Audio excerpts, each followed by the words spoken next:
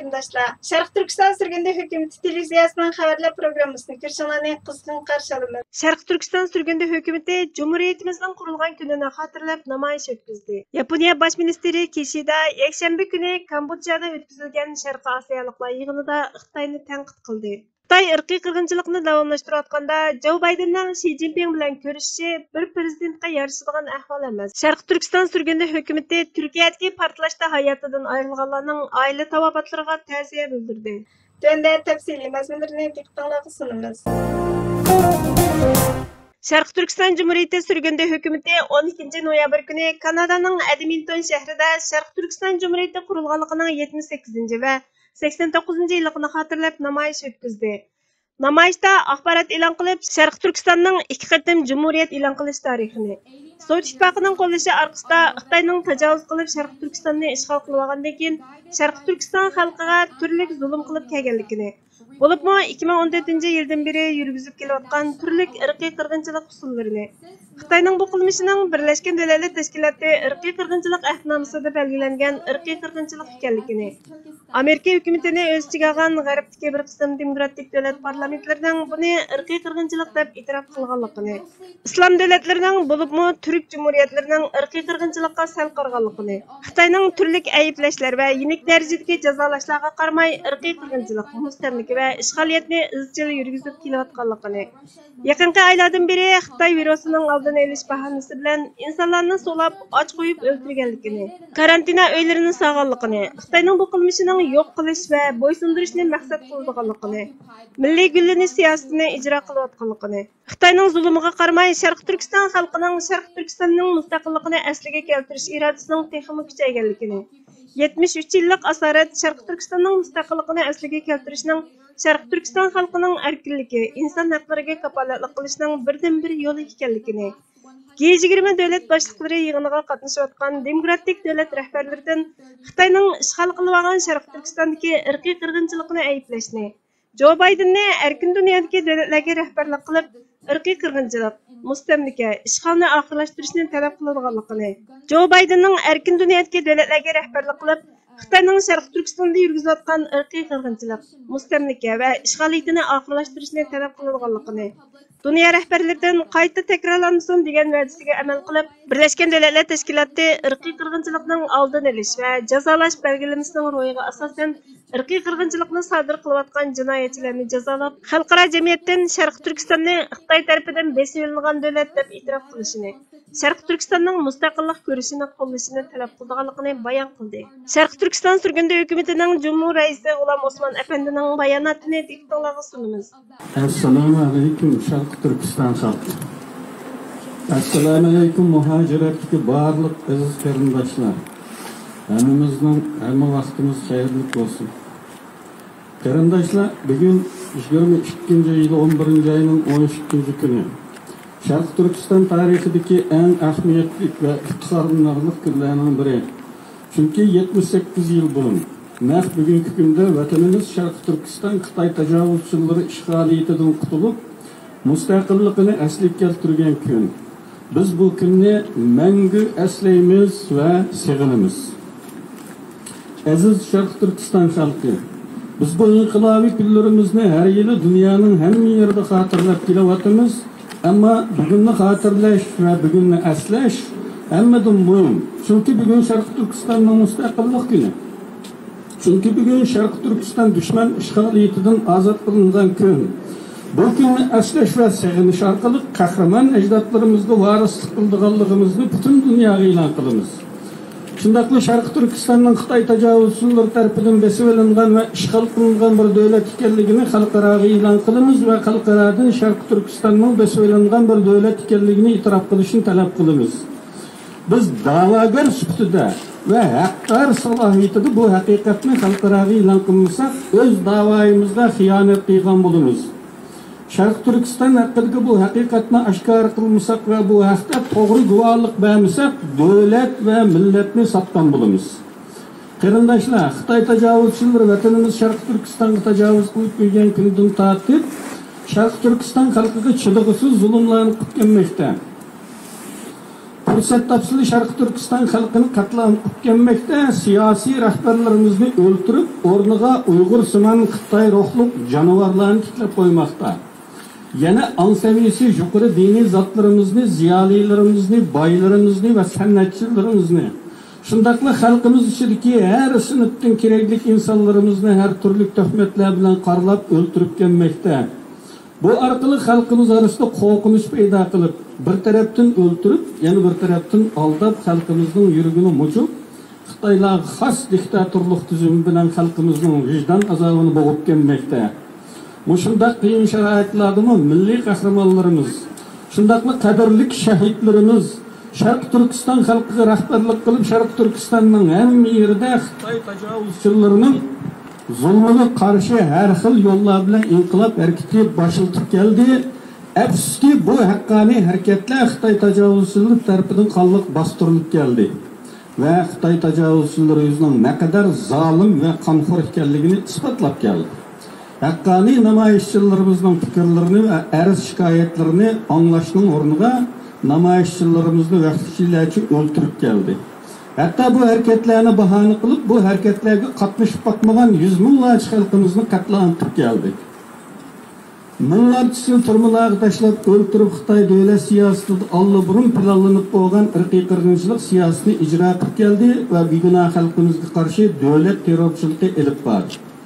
Şarkı Türkistan inkılapçıları Xitay tecavüzçüleri tarafından kanunsuz aldı bastırılgan bolsa mu?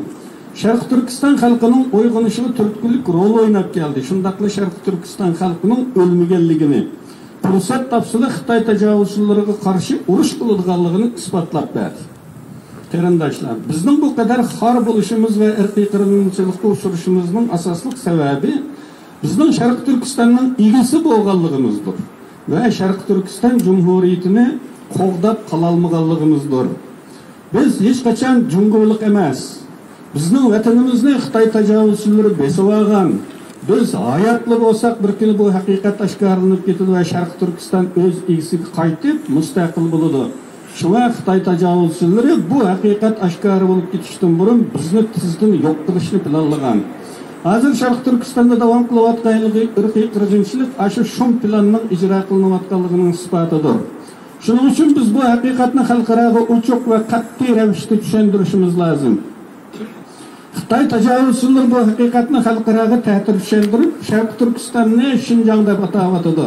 Şarkı Türkistan Xitay'nın bir partisi dep aldavatıdır. Halkaramı aldınıp bu Xitay'nın içki işi iken dep oylap gelivatıdır. Ve arılışalmayıvatıdır.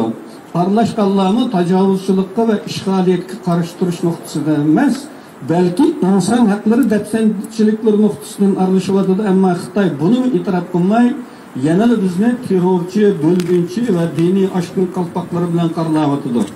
Şunun için biz Xitay'nın tecavüz şikerliğini, Şarkı Türkistan halkının Cunha milleti emeslikini, vatanımızın Şinjan emas Şarkı Türkistan şikerliğini, bizning davomimizning kishilik hukuk meselesi emas, belki tecavüzçülükle karşı kurash ekanligini, vatanimizning mustaqilligini eslik keltirmay turib, insoniy huquqlarimizning kafolatga ega bo'lolmaydiganligini va bizning yo'q qilishimizga yo'l qo'yilsa, Xitoyning butun dunyoga baloyi ofat bo'ladiganligini tushuntirishimiz lozim. Bunu qilish uchun butun Sharq Turkiston xalqi safarbar bo'lishimiz lazım ve bu noktanın halkaraga bu şekilde düşendiriş arkalı hem üzümüzge hem halkaraga yardım kılışımız lazım. Bu işin siyasi bidiklerini koyup versek olmaydı. Çünkü ular biz için emas, öz menfaat için işleydi. Vatan meselesini bidiklerini taşlap koyuş, vatanga ve milletke hayırlık hesaplandı. Xitay tecavüzçüleri vatanımızın işgal kıygan çağda, yani 73 yıl burun, bugün kimde devletimizin ismi Şarkı Türkistan idi. Xitay tecavüzçüleri Şarkı Türkistan Cumhuriyeti'ni işgal kıldı. Bu cinayetini sadır kılgan cinayetçi Xitay Halk Cumhuriyeti'dir. Cinayetçi hazır kişinin bütün dünyanı aldımakta ve bütün dünyaya tehdit bulmakta.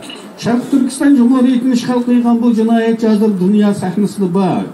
Cinayetçi emin, delil ispatı tolu.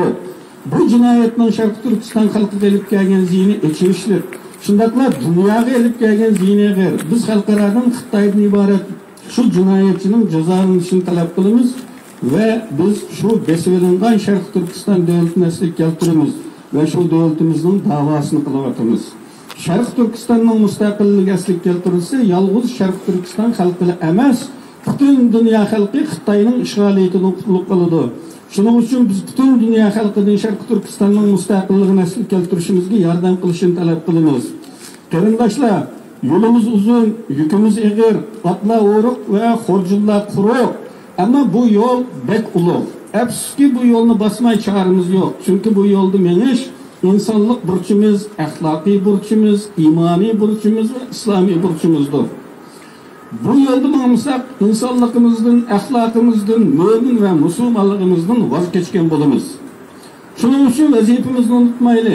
Uxlavermeyli, hareket eteyli. Çünkü bu hayatta şundak bir kanuniyet var ki arzu kıygan nersimizni qo'lga keltirish uchun yo'lini o'zimiz mağmasak hech qachon o o'zligidan qo'lga kelmaydi ve yig'lamagan balaga emchak selinmaydi.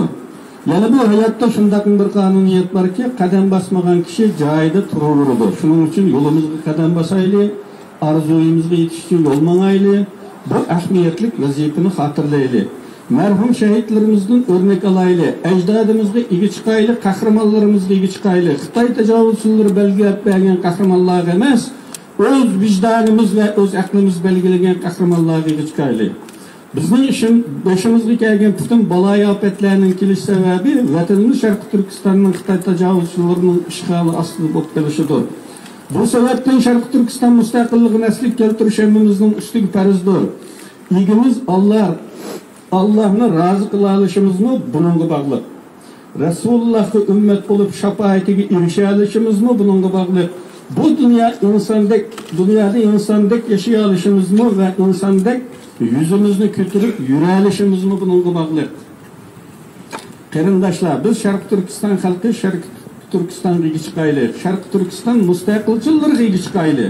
Ko'rinishda Uyg'ur da'vogarlari ko'rinib, mohiyatda Sharq Turkiston masalasini Xitoyning ichki ishi qilib ko'rsatishga material to'playdigan Uyg'urlarga bir xil, chet elliklarga boshqa bir xil so'zlaydigan Uyg'ursimon viruslardan uzoq turayli.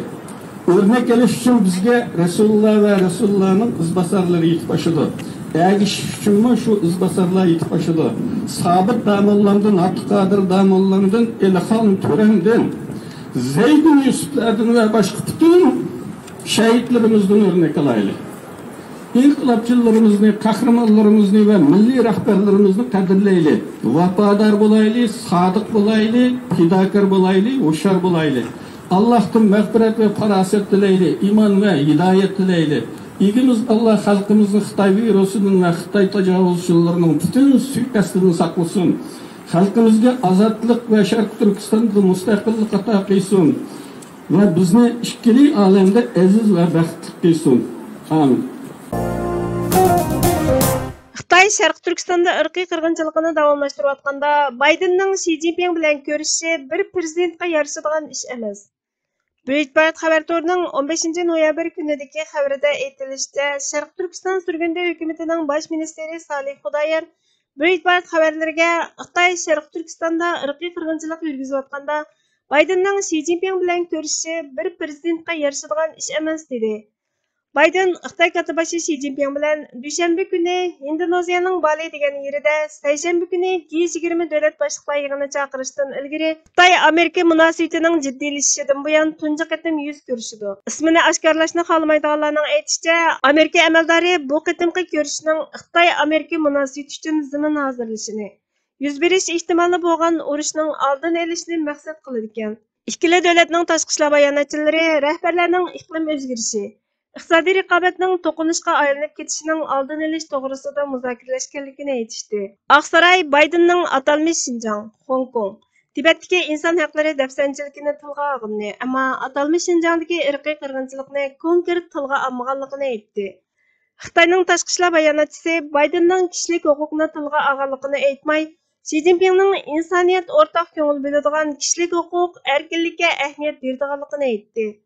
Xabarda yana egilik huquqliq davlat Sharq Turkistonning Xitoy tajovuzchilari tomonidan ishg'ol qilingandan keyin Sharq Turkistondagi Uyg'ur, Qozoq, Qirg'iz qatorliq turkiy millatlarning bostirilganligi bo'libmi 2017-yildan beri irqiy qirg'inchilikning vahshiy usullarining qurboniga aylanganligi, Sharqi Turkistonning Xitoy tajovuzchilari 1949 yili besib olishdan ilgari ikki qatam jumhuriyatni e'lon qilganligini, Sharqi Turkiston surgundi hukumatining Sharqi Turkistonning mustaqilligini asliga keltirishni maqsad qiladiganligini, Sharqi Turkistonliklarning bu qatamqi uchrashishni qabul qila olmaydiganligini, Bosh ministerimiz Salih Xudoyer apandining Xitoy irqiy qirg'inchilik yurgizayotgan ahvol ostida Bayden bilan Shi Jinpingning hamkorlik to'g'risida muzokaralashishining to'g'ri emasligini, irqiy qirg'inchilik yurgizayotgan bir diktator rahbar bilan ko'rishganda Amerika boshliq dunyodagi erkin davlatlarning irqiy qirg'inchilikni izchil jazosiz yurgizishga yo'l qo'ymaydiganligini aytishi kerakligini, Sharqi Turkiston xalqining uzundan buyon Amerikani mazlumlarning himoyachisi deb qarab,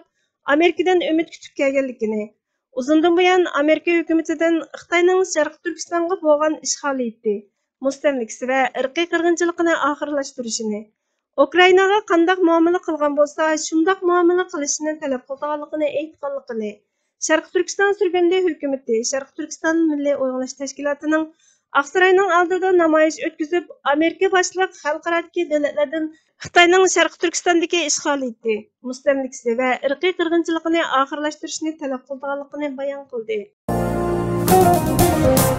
Yaponiya Bosh ministeri Fumio Kishida yakshanba kuni Kambodjada o'tkazilgan Sharqi Osiyoliklar yig'inida Xitoyning Sharqi dengizdagi Yaponiyaning egilik huquqiga daxli ta'riz qiladigan faoliyatlarni kuchaytirayotganligini tanqid qilgan. NHK Dunyo Yaponiya xabarlarining 13 noyabr kunidagi xabariga qaraganda, yig'inga Amerika prezidenti Jo Bayden, Xitoy bosh ministri Li Keqiang va Rossiya tashqi ishlar ministri Sergey Lavrov qatorliqlar qatnashgan. Kishida yig'inda avgust oyida Xitoy armiyasining manevr jarayonida atgan ballistik boshqarilgan bombaning Yaponiyaning alayida iqtisodiy rayoniga tushib ketganligini, yadro qurollarini ishlatish va yadro qurollari orqali tahdid solishning insoniyatga qarshi dushmanlik ekanligini tilga olgan. Shunun bilan birga Xitoyning atalmish Xinjiangdagi, Hong Kongdagi dafsanchiligini o'ttirg'a qo'ygan. Sharqi Turkiston surgundi hukumati Twitter hisobida buningga inkos qaytarib, Yaponiya bosh ministri Kishidaning Sharqi Turkistondagi vaziyatdan andisha qiladiganligini tilga olganligiga rahmatini bildirib, Xitoyning Sharqi Turkistondagi Uyg'ur va boshqa Turkiya xalqlariga qarata yurgizayotgan irqiy qirg'inchilikni rasmiy e'tirof qilishni, Xalqaro jinoiy ishlar sud mahkamasiga sunilgan Sharqi Turkiston da'vosini qo'llashini talab qilamiz dedi. İstanbulda portlash voqeasi yuz bergan. Hürriyet gazetining 14 noyabr kunidagi xabarida aytilishicha, İstanbulning Beyoğlar rayonidagi Istiqlol ko'chasida yakshanba kuni portlash voqeasi yuz bergan bo'lib, 6 nafar kishi hayotidan ayrilgan, 81 nafar kishi yaralangan. Buning ichidagi 2 nafari og'ir yaralangan, 48 nafar kishi nazarband ostiga ilingan. Sharqi Turkiston surgundi hukumati Twitter hisobidan buningga inkos qaytarib, Sharqi Turkiston va uning xalqiga vakolatan İstanbuldagi hujumda hayotidan ayrilganlarning oila tavobatlariga cho'nqur ta'ziya bildirganligini, qarindosh davlat Turkiya va xalqidan hol so'raydiganligini bildirdi. Bizning xor bo'lishimiz va irqiy qirg'inchilikqa uchrashimizning asosli sababi bizning junguliq bo'lmasligimizdir. Biz hech qachon junguliq emas. Bizning vatanimizni Xitoy tajovuzchilari besib olgan. Biz hayotli qolsak, bir kuni bu haqiqat oshkorlanib ketadi. Shunga Xitoy tajovuzchilari bizni tezdan yo'q qilishni planlagan. Shuning uchun biz bu haqiqatni xalqaroga ochiq va qat'iy ravishda tushuntirishimiz lozim. Xitoy tajovuzchilari bu haqiqatni xalqaroga ta'til tushuntirib, Sharqi Turkistonni Xinjiang deb atayotdi. Xalqaroni Sharqi Turkistonni Xitoyning bir partisi deb aldayotdi. Xalqaro aldinib buni Xitoyning ichki ishi ekan deb o'ylab qolyotdi va aralasha olmayotdi.